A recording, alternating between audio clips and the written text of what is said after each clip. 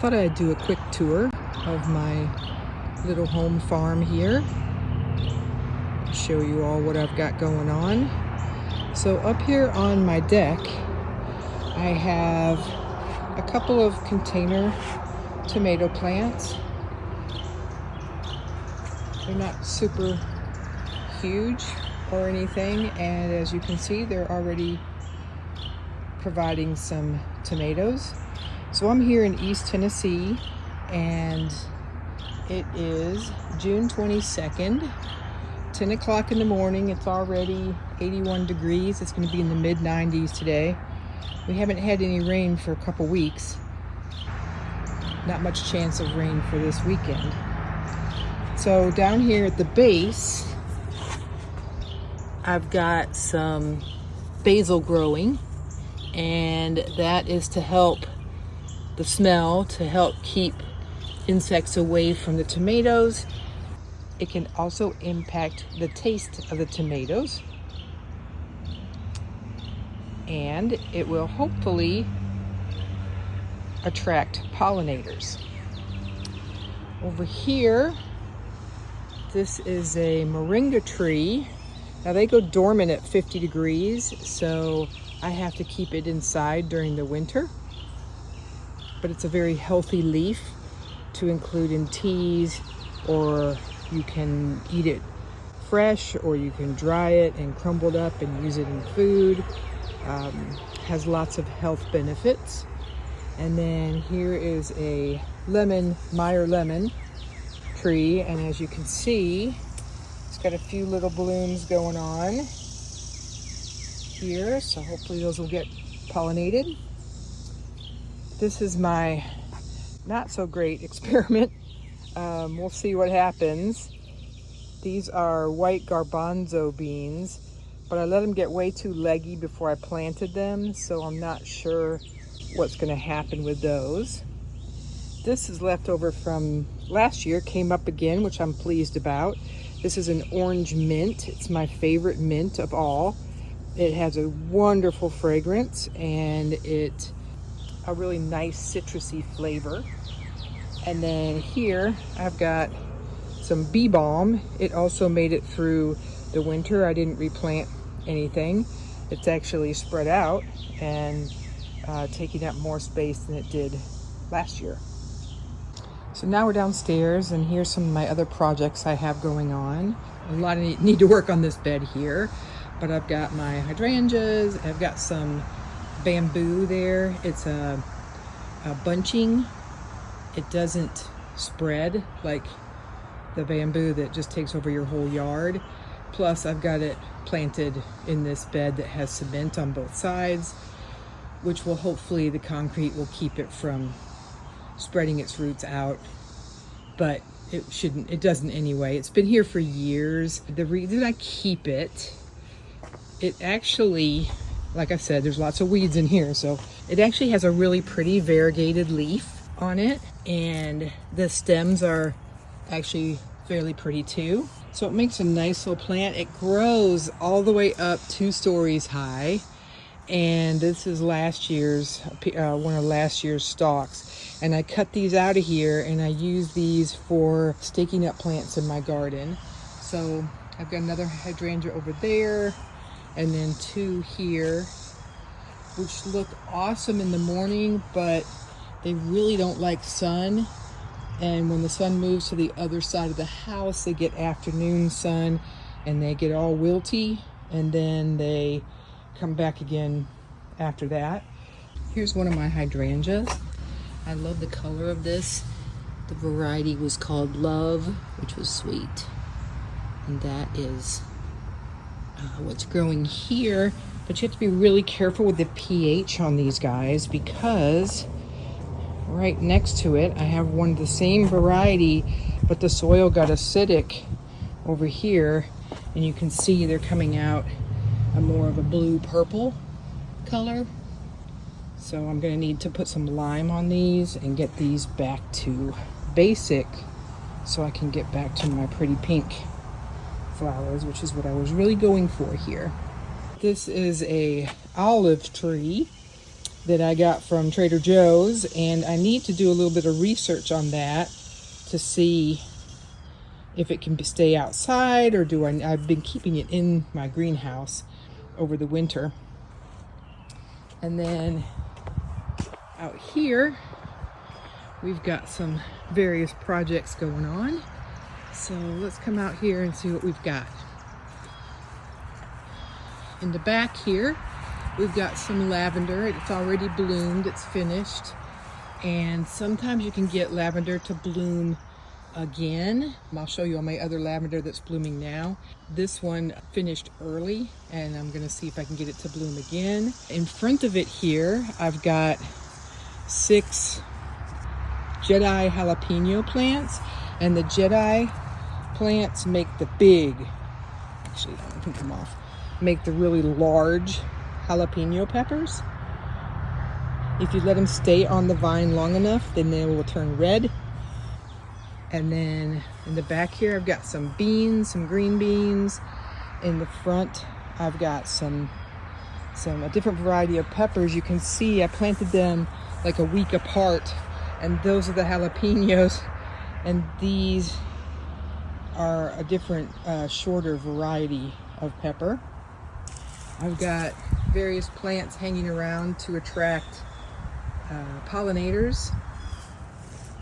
I've got some strawberry pots in various locations. You'll see these are ever-bearing strawberries, so even though it's mid-June, I've still got an occasional strawberry coming out. It came on like crazy in the spring, and now it's sort of slowed down a bit, but as you can see, they're still flowering, and so I'm still gonna get more. Oh, that's good. This is a curry plant. The leaves are used in cooking. It's kind of like a bay leaf.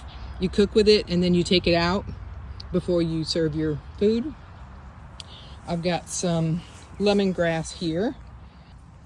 I have a friend at work who makes a natural insecticide that she says works great, and one of the components is lemongrass, so I'm growing some lemongrass. This is a second-year plant, so I stuck it in my house. I didn't water it very well, so there's a lot of brown bits that I can cut out of that, but you can see it's got lots of nice and green. It's still growing. Next to it, I've got a little baby Meyer lemon that comes in the house during the winter.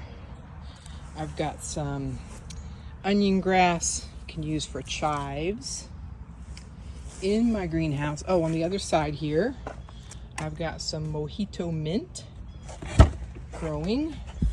Inside my greenhouse, I've got a fig. Now, a fig is a desert plant, just like the lavender is. So I have to be careful not to water it too much. And it's a new plant for me, so I'm just learning about that. I've got my sage growing in here. This has been growing for years. So has my rosemary, keeps going strong. Got some amaryllis bulbs. These are poblano peppers. So I've got my gold sunbright peppers back here, these little short ones, and then these 2 taller ones in the front are a sweet or a mild poblano pepper. And I've got some beets growing. Beets are good to follow radishes. So I had radishes in this bed before, and now I have beets. This jalapeno plant is from last year, and you can see it's flowering like crazy, so it's going to have lots of fruit on it. It's got a few small ones, but you can see the difference between the one I picked outside, the Jedi jalapeno, and this is just a regular jalapeno. This one will get maybe twice that large, but it's not going to get as big as these Jedi ones. I've got some bok choy in here. I like to grab the leaves and use them in like you would lettuce, in sandwiches, in smoothies. I've got some more peppers, some more mild poblano peppers right here in the front. This is more of my orange mint. I'm letting it go crazy because I really like it. And then I've got my asparagus. It does not do great. It makes little thin stalks. That's mid-June, so here you can see a stalk just coming up right now. And then this is what it becomes, this fern-like top, gathering energy and putting it into the root so that next year I'll have plenty of energy to come up. And then I've got another bed of them over there as well. Over here I've got some amaryllis bulbs. They're not doing great. I've had some type of white fungus invading these guys, so they're a work in progress here. I've got my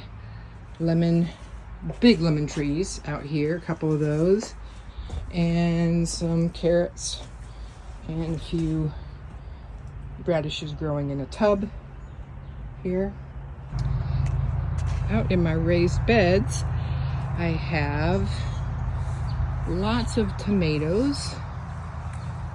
I really like the cherry tomatoes, so that's what I've got going out here. Now these front ones are like the ones up on my deck.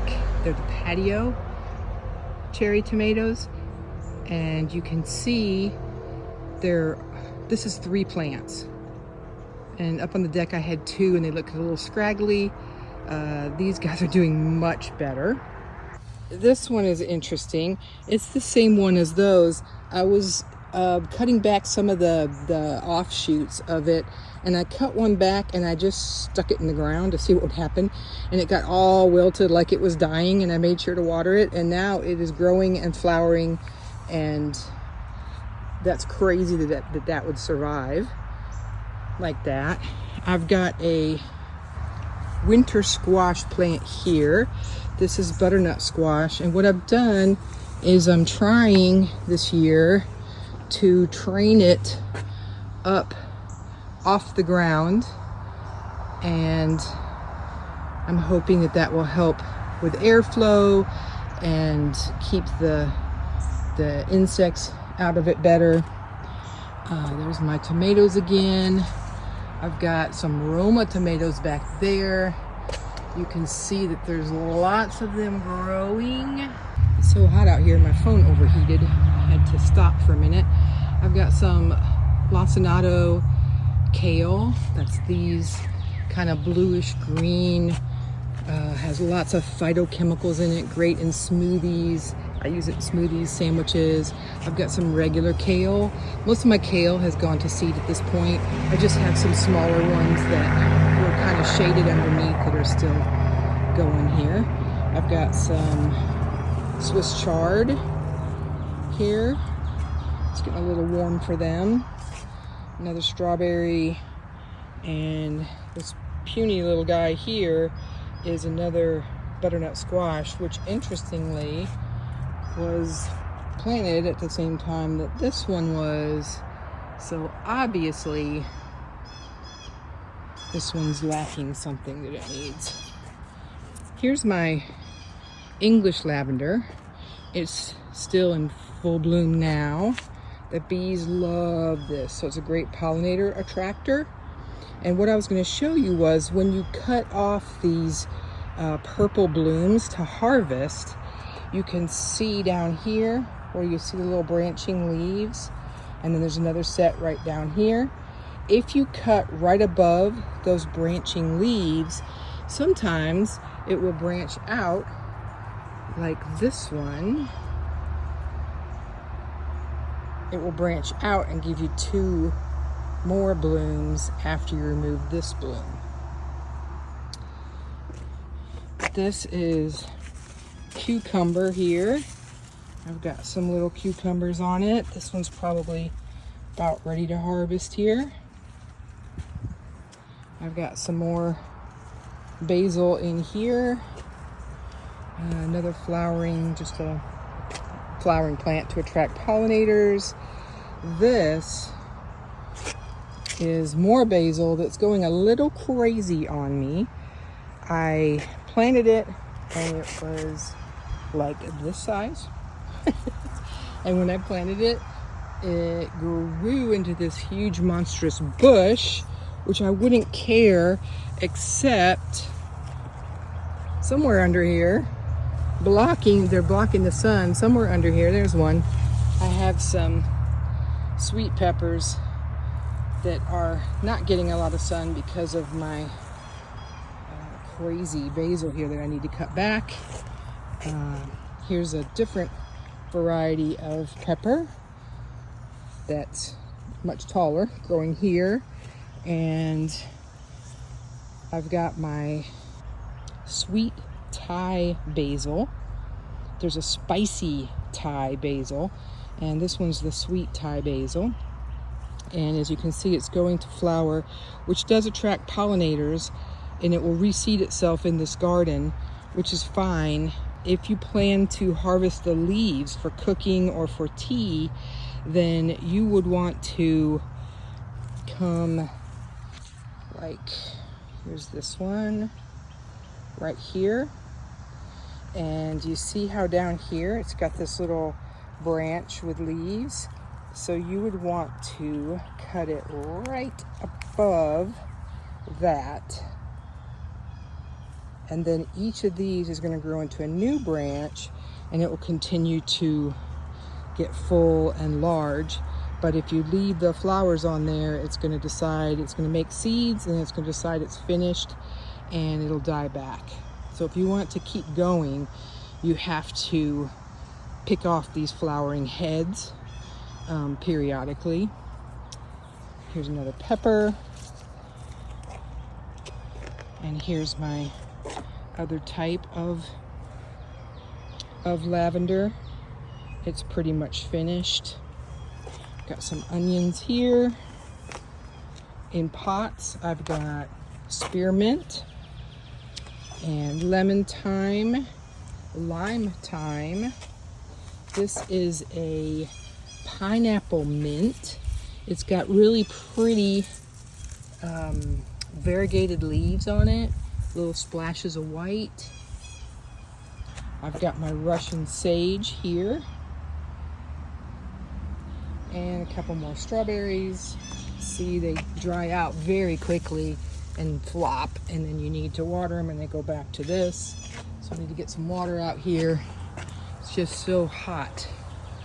And then in my back part here, I've got strawberries hanging down the middle, and this is another butternut squash. I'm trying to train it up the trellis. Got more basil at the base. I've got some more tomatoes going on here, and we've got quite a few little ones coming on. Behind this one, I've got another variety of pepper that I'm growing. And then I've got some more tomatoes. These leggy things I just put out. They were grown way too long in little bitty cups. And so I don't know if they will produce anything or not, but I went ahead and planted them. Haven't finished weeding back there. And then I've got some more that I planted here. I've got one variety of dahlia here. Makes a pretty purple flower. I planted some more little ones, and they're just coming up, new ones. Here's some more flowers. Just trying to attract my pollinators. Plus, I think it's pretty when you're gardening to be surrounded with flowers. And then over here, I just planted some new dahlias yesterday in these beds. They've been in my garage for way too long. And these are the ones from a couple years ago. They got transplanted, but they're doing okay. One thing about dahlias that I would recommend that I did not know at the beginning is that this kind, see how it's scraggly and ugly looking? You have to be careful when you look at the pictures of dahlias, and you have to be careful to pick the ones that, if you want to have a good like cut flower, you don't want one like this one, because see how it's all open and flat, and it's not nearly as pretty as a cut flower as these ones that have much smaller petals and much tighter petals, because the open ones end up like this, and these tight ones are pretty for much longer. And then I've got some peppers over here. One of the problems I have is I have rabbits that come in and just chomp them off.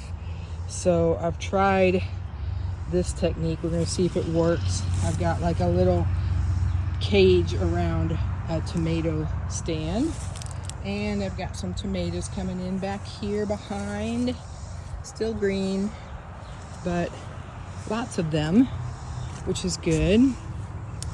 And you can see I've got some more strawberries coming on here, and that's pretty much what's going on in my garden. Again, I've got some tomatoes, nice groupings of tomatoes, and between my tomato plants I have more basil. I've also planted dill as a companion plant before.